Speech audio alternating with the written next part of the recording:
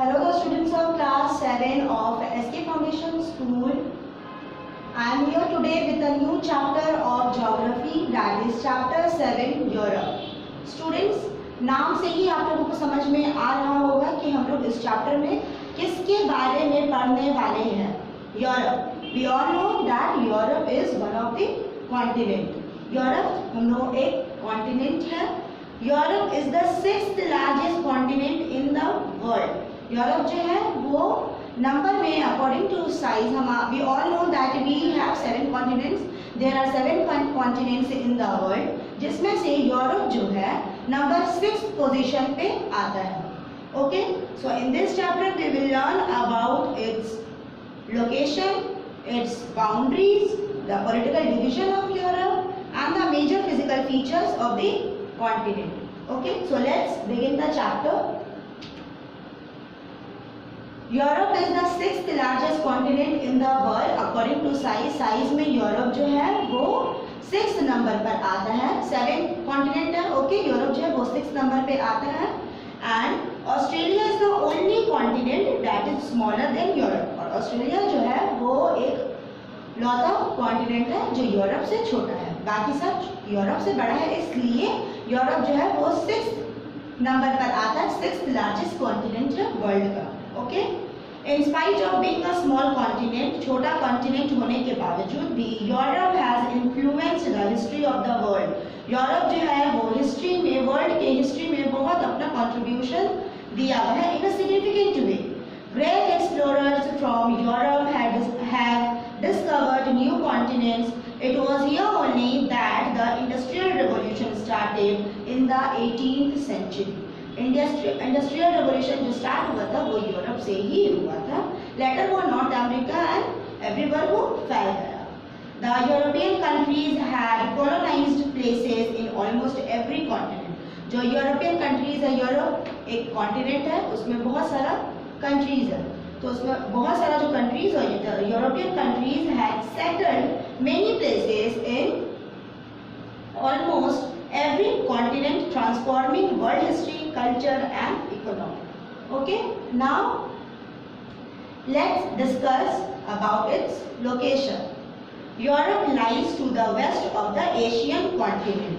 Europe जो है वो Asian continent, see this is Asia. Okay, Asian continent के वेस्ट में यूरोप है. Europe lies to the west of Asian continent. Okay, in fact Europe and Asia form a continuous landmass called Eurasia. See, Asia और Europe के बीच में ऐसा कोई बड़ा सा वाटर बॉडीज नहीं है. तो एशिया और यूरोप का जो लैंड मास है वो एक कंटिन्यूअस, वो एक लगातार लैंड मास फॉर्म करता है. देखो यहाँ से जमीन पूरा इतना दूर तक फैला हुआ है यूरोप तक. एंड एशिया का भी आप देखिएगा जब वर्ल्ड मैप में तो वो भी काफी बड़ा फैला हुआ है. तो as Asia and Europe form a continuous land mass called Eurasia, इसलिए यूरोप और एशिया का लैंड मास को मिलाकर हम लोग एशिया बोलते हैं. But due to distinctive geographical features, they are considered two separate continents. लेकिन कुछ geographical difference की वजह से ये दो कॉन्टिनेंट्स को अलग अलग नाम दिया गया है. लैंड मास एक ही है लेकिन कुछ geographical difference है, इसलिए ये दोनों को अलग अलग नाम दे दिया गया है, Europe and Asia. Okay, Europe stretches from 35 degree north to 73 degree north latitude. आप यहाँ पर देख सकते हैं, यहाँ पर लैटिट्यूड है कि ये 35 डिग्री नॉर्थ से स्टार्ट हो रहा है. कितना डिग्री तक? 73 डिग्री नॉर्थ तक स्टार्ट हो रहा है.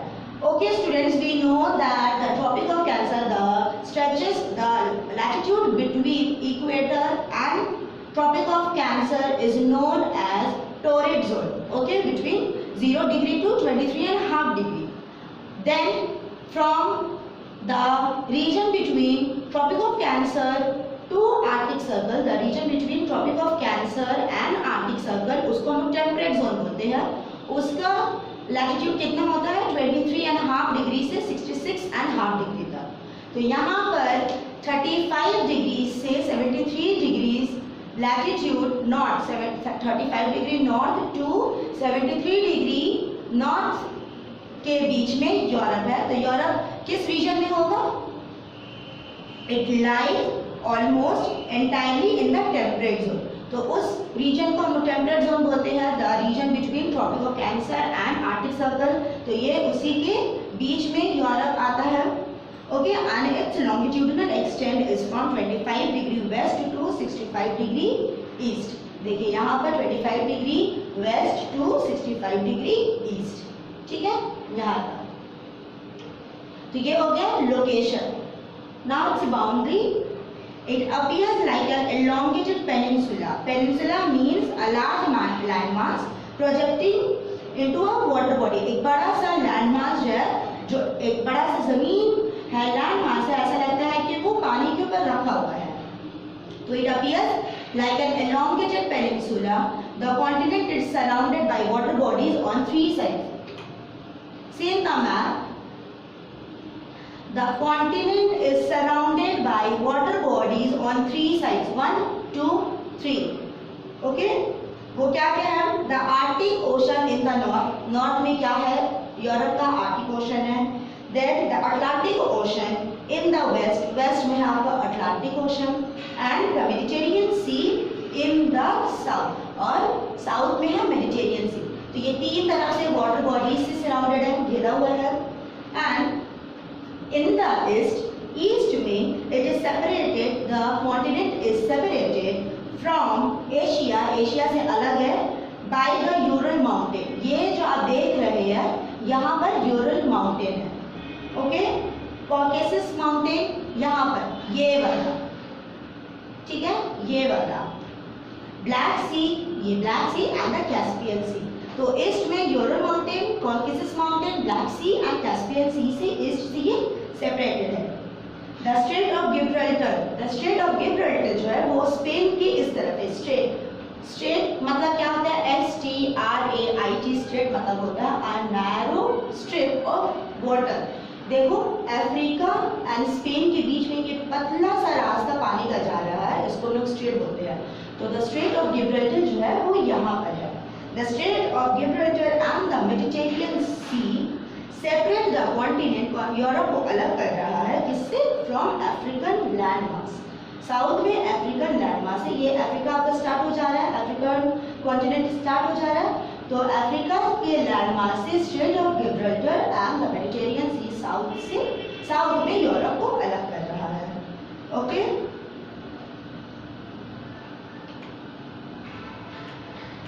next is political division. Europe has 50 countries. Political division. Europe एक कॉन्टिनेंट है जिसके अंदर 50 कंट्रीज है। सी इन द पिक्चर, आप पिक्चर में देख सकते हैं, ये यूरोप का मैप है। इसमें ये इतना जो कलरफुल आप शेड्स देख रहे हैं, ये सब कंट्रीज है यूरोप का। Okay, there are 50 countries. Open your book, page number 70-71. You can see the European countries. There is a list of the European countries and their capitals. आपके बुक में यूरोपियन कंट्रीज और उसके Capitals के बारे में दिया गया है, लिखा हुआ है। You have to learn that countries and its capital. यहाँ पर हम आप लोग को बता दें कि Europe has 50 countries. Most of the countries are small. ज़्यादातर कंट्रीज आप देख सकते हैं बहुत छोटा छोटा है, like this one. ओके, ये बहुत छोटा छोटा कंट्रीज है।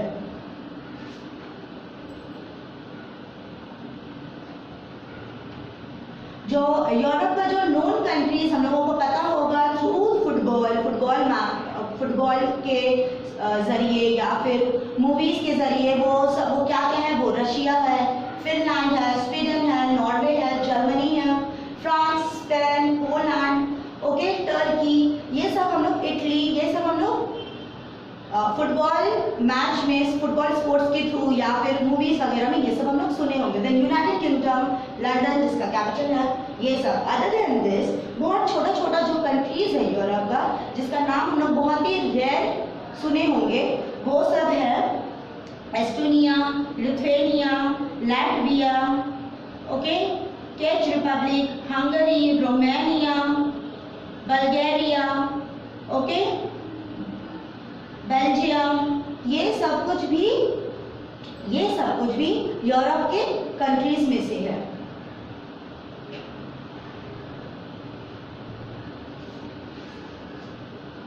Okay, then the Europe countries has classified into, okay, this countries, ये जो 50 countries है, इसमें से इसमें से भी यूरोपियन कंट्रीज में ये बढ़ चुका है into the classification of European countries. These countries are classified, these countries, ये जो 15 countries आप देख रहे हैं, they are classified into Scandinavian countries, lowland countries, West European, Central European, Iberian Peninsula, Balkan states and Baltic states. ये सारा जो 50 countries आप देख रहे हैं, ये सब भी एक एक डिवीजन में क्लासिफाई किया गया है, एक एक कैटेगरी में ये दिया गया है। ओके, जैसे कि स्कैंडिनेवियन कंट्रीज में आपका आ जाता है Norway, Sweden, Finland, Denmark, then Iceland. ये जो है ये आपका स्कैंडिनेवियन कंट्रीज हो गया। Okay, then Central European countries में आ जाता है Germany, Switzerland, okay, Austria, Italy, Hungary, चेक रिपब्लिक, स्लोवेकिया, पोलैंड। तो ये सब भी जो कंट्रीज है ये सब अलग अलग डिवीजन में डिवाइड किया हुआ है।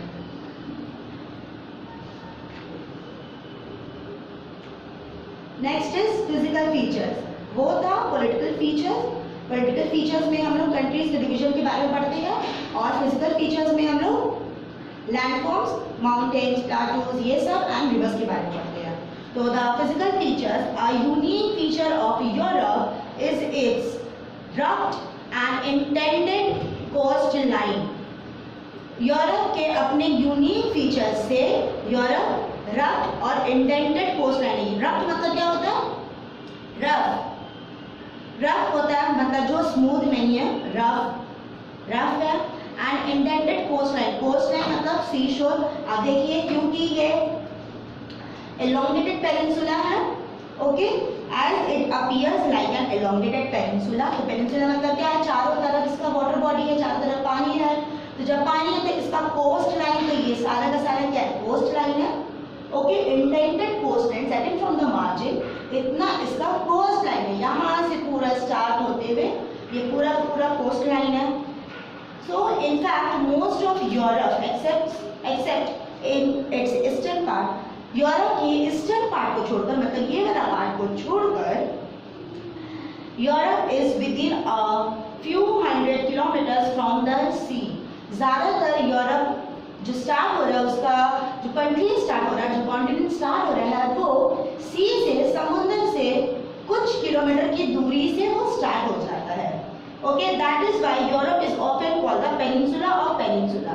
इसलिए क्योंकि ये यूरोप जो है, इसका it has the longest coast line, Europe का सबसे लंबा कोस्ट लाइन है, इस वजह से इसको पेनिनसुला ऑफ पेनिनसुलास कहा गया है। ओके, तो why? Because there are a number of inland seas, deep bays and gulfs। क्योंकि यूरोप में बहुत नंबर्स पर बहुत ज्यादा क्या क्या है? inland seas है, bays है, gulfs है, खाड़ी है, उपसागर है, एंड इंटीरियर पार्ट में छोटे छोटे सीज है। इसलिए इसको इसको पेनिनसुलास का नाम दिया गया है।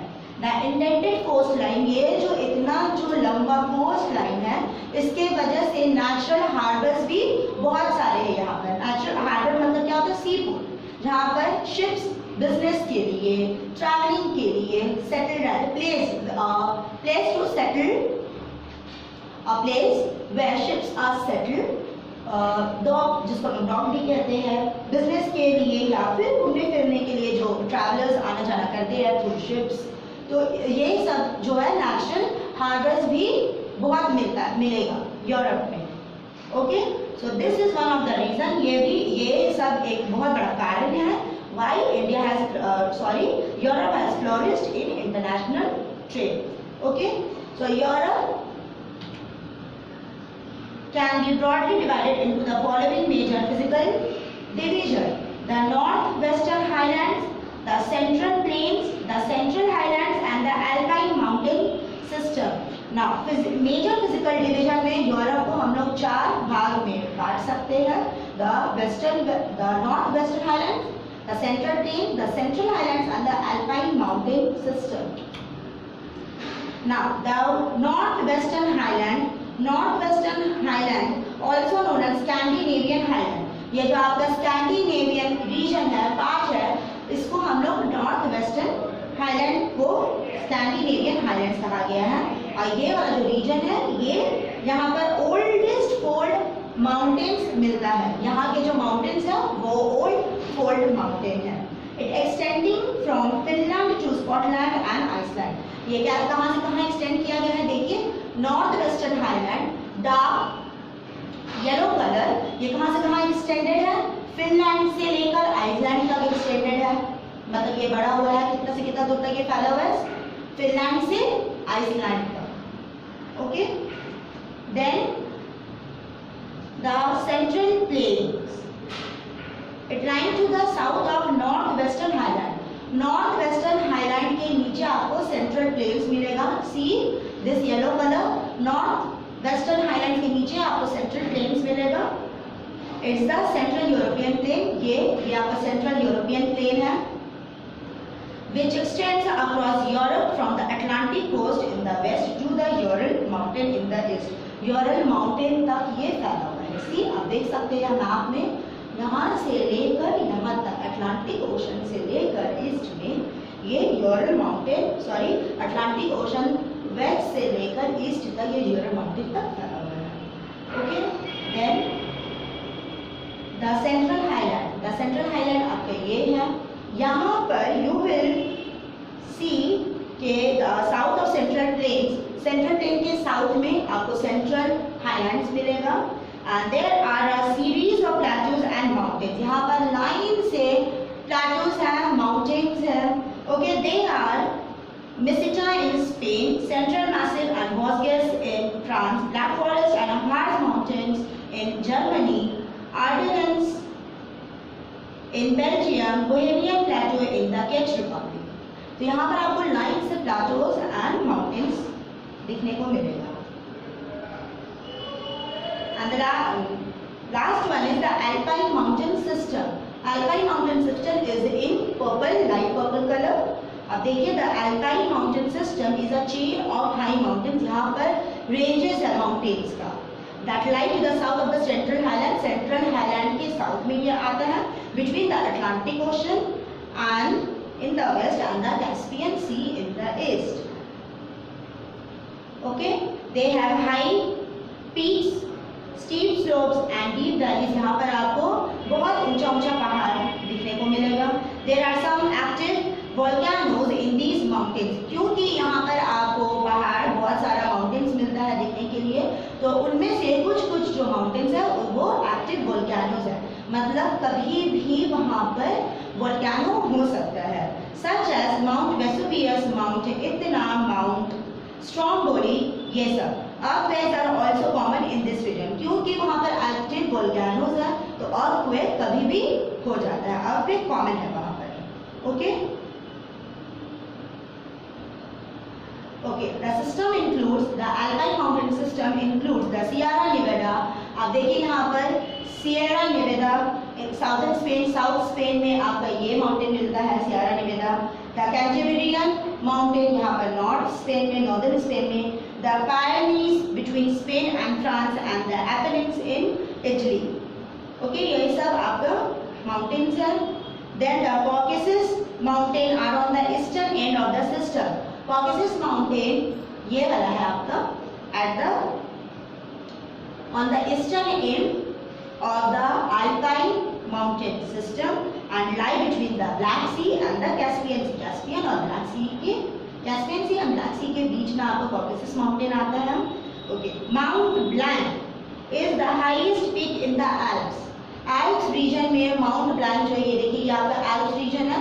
Okay, Alps region में Mount Blanc जो है, जिसका हाइट है 4,807 मीटर, वो Alps का सबसे हाईएस्ट पीक है. इस रीजन का सबसे हाईएस्ट पीक है माउंट Blanc. कहाँ का? एल्प्स का।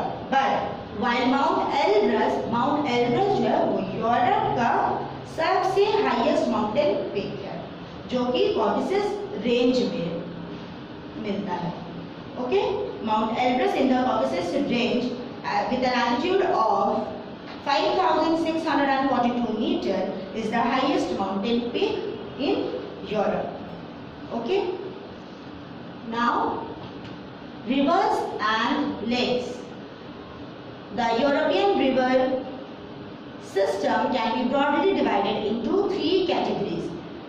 रिवर सिस्टम जो है उसको हम लोग 3 कैटेगरीज में बांटते हैं। Reverse in the east, east में जो रिवर्स है includes the Russian and the East European rivers such as the Ural, Volga, Western Dvina, Don, Dnieper, Dniester and Danube। ये सब रिवर्स जो है वो ईस्ट में मिलता है। Then rivers in the west में आपको क्या मिलेगा? Rhone, Seine, Thames, Rhine, Weser, Elbe, ये सब आपको वेस्ट में मिलता है। एंड द स्कैंडिनेवियन रिवर जो सिस्टम है, the Scandinavian highland river system includes short and swift flowing rivers. वहाँ का रिवर्स वहाँ का रिवर्स जो है वो शॉर्ट एंड स्विफ्ट बहुत स्मूथली फ्लो करता है, जिसलिए which are harnessed for hydro electricity, जो कि हाइड्रो इलेक्ट्रिसिटी जनरेट करने में हेल्प करता है। Then Finland alone has 50,000 lakes and is called the land of 1,000 lakes। Finland को यहाँ पे लिखा है कि Finland is also called the land of 1,000 lakes। Why? Finland को the land of 1,000 lakes क्यों कहा गया है?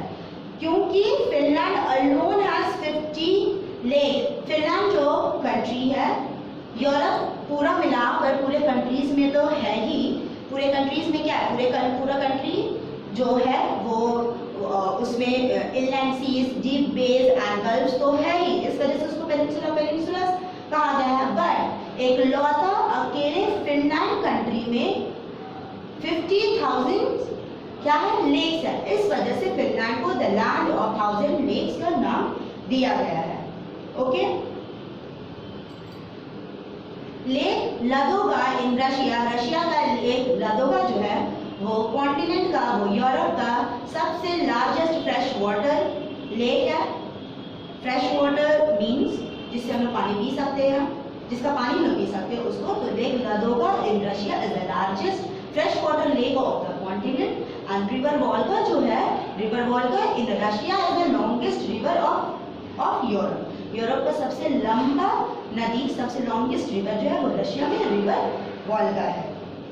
Okay, other than this other big lakes include, इनके अलावा Onega and Peipsi in Russia, Vanern and Vattern in Sweden, Geneva and Constance in Switzerland and Como and Maggiore in Italy. इसके अलावा भी ये सब आपका लेक्स है जो कि हम लोगों को यूरोप में पाया जाता है।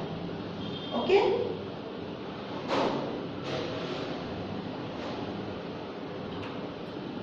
so students, I hope you have understood the chapter. Please go through your textbook for more details. The solutions have been uploaded in the website. Write it in your copy and submit it to the school. And if you have any problem, then you can contact the school. Thank you.